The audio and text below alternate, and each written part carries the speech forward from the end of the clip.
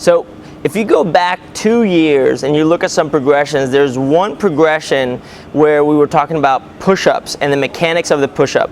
So what I want to do now is I want to address push-ups, but from different ranges of motion, different hand positions, basically freestyling it until we build up to one-arm movements. The reason I like to do one-arm movement is because it really addresses that unilateral loading, which is off-axis loading, just like we talked about with the pistol.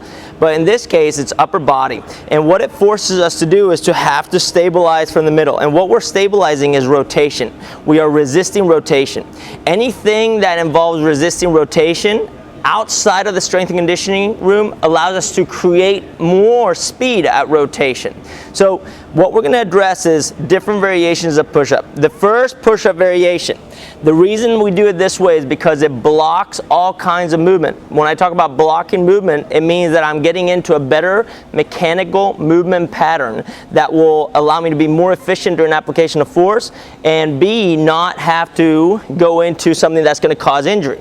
So hands, fingers facing towards the feet, hands fairly close together, just shoulder width apart. That's your first variation of push-up. What we're looking at here is, because the hand is flipped back, it doesn't allow my elbow to travel first. It forces my shoulder to start the movement. So that's push-up number one, fingers facing the toes. Push-up number two, we're going to change the hand position. So same thing, but hands or fingers facing forward, nothing fancy. Same thing, that will be a little bit easier. But if you haven't experienced this one, you will not know what it's like to initiate push-up with your shoulder. Push-up number three is going to be out here, wide. What am I looking for here? Is that at the bottom, my elbow is on top of my wrist. I don't want it collapsing in here, I want it right there.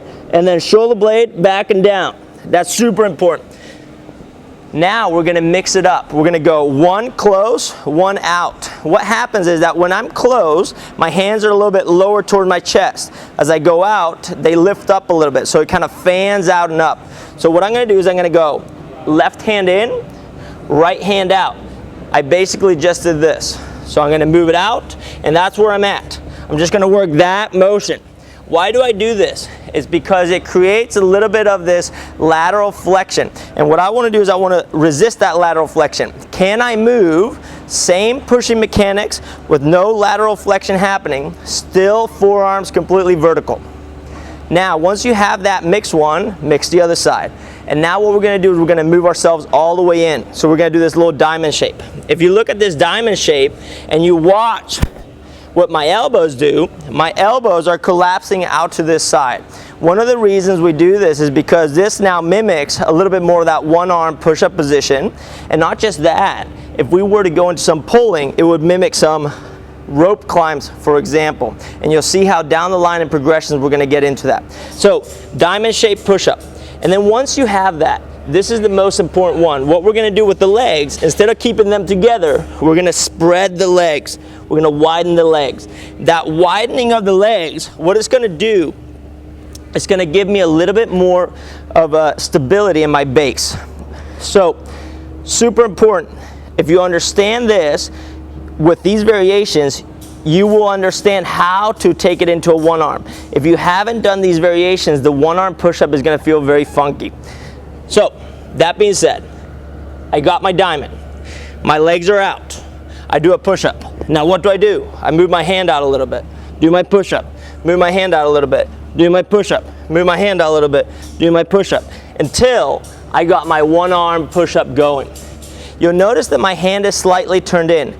That is okay, because as I descend, my body actually does this. It rotates slightly to the side, comes back up. And that's what we want. We want to see a little bit of rotation because we want that forearm to be as vertical as possible as I descend and come out of the hole, so I have better pressing mechanics. This is how you build up to a one arm, and we're going to take this into pulling mechanics down the line. So if you understand this, you understand everything else.